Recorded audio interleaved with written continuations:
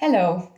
I have done 6 recordings so far, trying to get a good introduction to this video because I don't really know how to introduce the topic. So I'm just going to go into it because you know what? Introductions are overrated anyways. um, for those of you that don't know me, my name is Robin Shindelka, and I'm a coach specialized in anxiety recovery, depersonalization recovery, derealization recovery, depression recovery, and basically any other sort of mental health issues that you have. I deal with in a very alternative, open-minded, and practical way because of my own experience with dealing with all of these issues. So welcome here if you are new. I'm going to talk about a sensitive topic today, especially for the people that are watching that are in the situation that the title of this video clearly describes. But I do believe that if you keep watching, you can find a lot of relief and a lot of healing in what I'm about to share. So before I start, I just kind of quickly want to say that I am not an expert on narcissistic abuse. I am not at all someone that has worked with narcissists or like is and has any expertise on this specifically. But from my experience working with people that have intense anxiety, depersonalization, and derealization, which is what I talk a lot about on this YouTube channel, I have experienced a lot of my clients having experienced anxiety and depersonalization and derealization from causes of either narcissistic abuse or manipulation or something in between. I'm also aware that the term narcissist is very easily thrown around these days, that people put the term on it very easily. I do believe we're living in a very individualistic society, which makes people have easier narcissistic tendencies. But I'm not here to diagnose anyone. I'm not here to say you are a narcissist, you're living with a narcissist. What this video today is going to be about, without me stretching this introduction too long unnecessarily, is how being an actual victim of narcissistic abuse or manipulative abuse can create symptoms of dissociation, depersonalization, and derealization. For the people that have clicked on this video that have no idea what depersonalization or derealization is, which would surprise me because it's all I talk about basically, depersonalization and derealization are two types of dissociation that can happen where you basically with depersonalization feel very disconnected from your sense of self, very disconnected from your body, disconnected from your idea of self, disconnected from your sense of ego or a sense of your own belief system. And the realization is more where you feel very disconnected from life around you. You feel like you don't really have a grip on things. Things can feel very unreal, very fake. There's a whole list of symptoms I could go into. Maybe you just research it or look at some of my other videos. But what I want to dive into today is why narcissistic abuse can be such a trigger to go into depersonalization and derealization. I'm going to try and do this as briefly, but still like very elaborately as possible. So if I stutter or stumble or can't get my words out, I'm sorry about that. I'm going to try my best. Originally, I never thought it would be a trigger, or I was never really aware of it until I started working with a few clients of mine that have depersonalization, derealization. And the more we started digging, even in the beginning, they weren't really aware of where it was coming from. I've noticed that for like quite a few of my clients, the core that we eventually came to was a kind of alarming sign that they might be in an abusive or narcissistic relationship. And when we started unraveling that carefully, without me saying, oh, you're with a narcissist, but just kind of going into, okay, where do your emotions come from? I started seeing a lot of clarity in why this is so related to each other. When we are living life and we are thriving, we are at peace, we are healthy, we are happy, we are living in a surrendered state. So what that means is we live from a place of surrender to our environment, to our thoughts, to our beliefs, to ourselves. And that's what makes life feel normal. And that's what makes us feel safe to just be present in reality the way it is. So for example, if I, look in the mirror and I think, I look great today, and I just look at myself and I think, nice. And then that's my experience and I move on. Or if I'm sitting, at a table and I'm eating my meal and I'm like, I like the way this tastes. And then I'm in the experience, and that's what normal life feels like. It's just, you're just present in life the way it is and you're fully surrendered to it.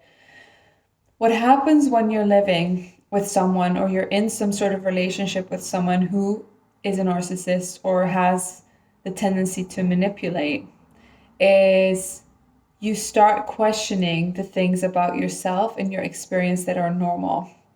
So for example, I could be, looking at myself thinking, oh, I'm a nice person. But if I'm with a narcissist, they can question or make me question little tiny things about myself that originally I would have never thought were problematic. But suddenly I start to see myself in a whole other way because they're manipulating my perspective to make me believe something or see something that isn't necessarily true. But by how they play the game, they can kind of make me believe things that I don't intuitively believe in. This is so hard to explain, so I'll give an example. If I am with a partner and I really try my best to be a good person, to do a good job, to take care of the household, things like that, and I'm really trying my best, and I'm living with a narcissist, or I'm with someone that has very intense narcissistic tendencies or is very manipulative, then I might clean the whole house, or I might, cook dinner, and my narcissistic partner might say, "How dare, like, are you making meatballs?" And I'd say, "Yes." And then they might say, "How dare you? Like, that I'm on a diet, or that I can't eat this, and you really just don't care about what I feel, or you really just don't care about what I want to eat." Or so my intention would be to cook something nice for my partner, but if the partner is manipulative, they might actually find a way to turn this against me so that I start questioning myself and thinking, "Oh wait, wow, am I a bad partner? Did I just selfishly cook what I wanted to eat instead of actually ask them?" So this is a stupid example. I don't know why I can't think of anything else. It's a very simple but very clear example of what narcissists can do. They make something that is inherently innocent or just coming from a good place or just coming from yourself and make it turn against you so that you end up feeling like you did something wrong or like you're the bad person. So you start questioning yourself. And that's where the importance comes in. I'm sorry this is already taking so long, but I want to make sure I explain it quickly, extensively. The moment I start questioning myself, the moment I stop just being in my surrendered experience, but I start looking at myself from a distance and thinking, am I really who I think I am? Am I doing this from a good intention? There could be a chance that I start to do that with every single thing that I do. Every thought in my head, I start questioning. Is this really what I'm thinking? Am I really a good person? Am I thinking the right thing? Narcissists can also argue a lot, so they might actually make you feel insecure about your own standpoints or your own belief system or your own point of view. So if this keeps happening on a consistent basis, you might eventually feel so confused about who you are that you don't trust yourself anymore. You don't trust your own judgment. You don't trust your own opinion. You don't trust your own taste buds anymore. You don't trust your own emotions because your partners or whoever you're living with is always arguing with how you feel. I could say I feel hurt by that, and your partner or the person you're living with could turn that against you and make you feel bad about the fact that you're feeling that. So you go, "Oh, I can't trust this feeling anymore." So basically what starts to happen is you become completely depersonalized from yourself. And that might make you feel like you're literally just completely confused and overwhelmed and detached, and not just from yourself, but you could also have that with life. So it's interesting because in like a lot of my experience with people with DPDR, they have DPDR because of panic, because of anxiety, because of trauma. And this is a little bit more specific and a little bit more like a different trigger, but it's very, very real. And I've seen this pattern happen over and over and over again, where I see people in depersonalization, derealization, or dissociation, and they are just so confused and so like disorganized in their mind because they feel like they can't just surrender to life anymore. Because when they surrender to life, there's this person that makes them question everything, and they've been brainwashed to think that there's something wrong with their own perception or their own surrendered experience about life. And oh, okay, I thought my recording stopped there for a second. So what is the way out of this, or how can you actually overcome depersonalization or derealization when you're in that sort of situation, without me saying the obvious, which is you should try and leave the person that you're with, or at least take a lot of distance from their influence on you. You need to reconnect to your own experience. You need to you need to take serious your own belief system again, even though you're not certain of it, because that's what narcissists can do, or people that manipulate can do.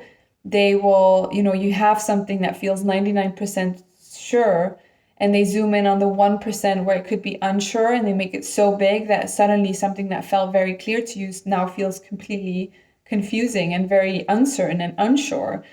And so recovering from depersonalization, derealization, as I talk about in a lot of my other videos, is about re-entering that surrendered state of life where you don't question things, where you simply exist, where you trust your own judgment, where you back yourself up, where you really believe in yourself.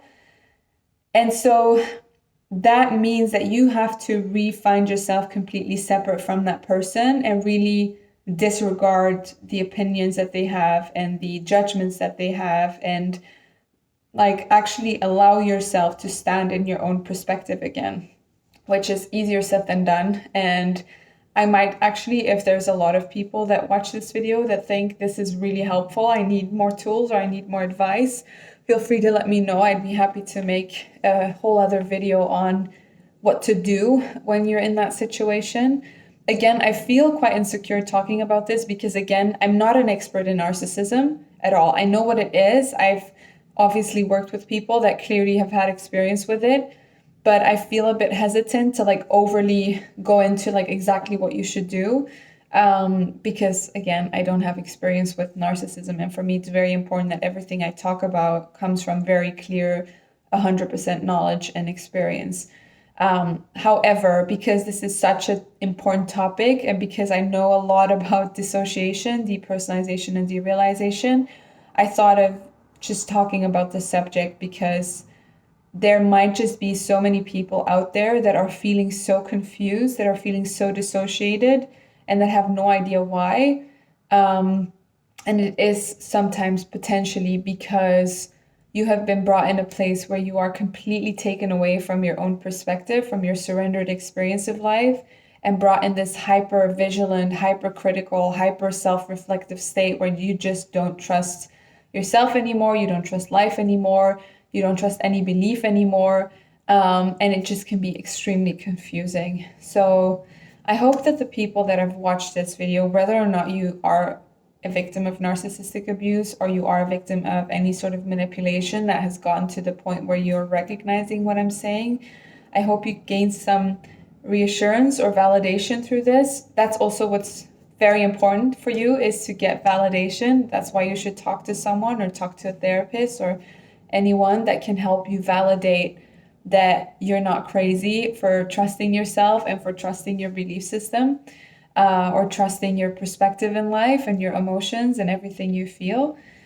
So yeah, if you are new with what DPDR is, or you want to have more tools on how to actually recover, I'll put some resources in the description of this video that you can check out. I have a recovery course online that you can go through that's going to fully help you feel so much better. I do coaching as well. I do have a waiting list, but you're always welcome to contact me and I'd be happy to add you to it. There's blog posts that I've written, and there's a ton of other free content on my YouTube channel. So feel free to check that out and comment on this video as well if any of this resonates with you. Because if it does, and there's people that need me to talk about this more, I will, because it's very important. So let me hear from you in the comments. Tell me what you need me to talk about, and I'll do my best to talk about it.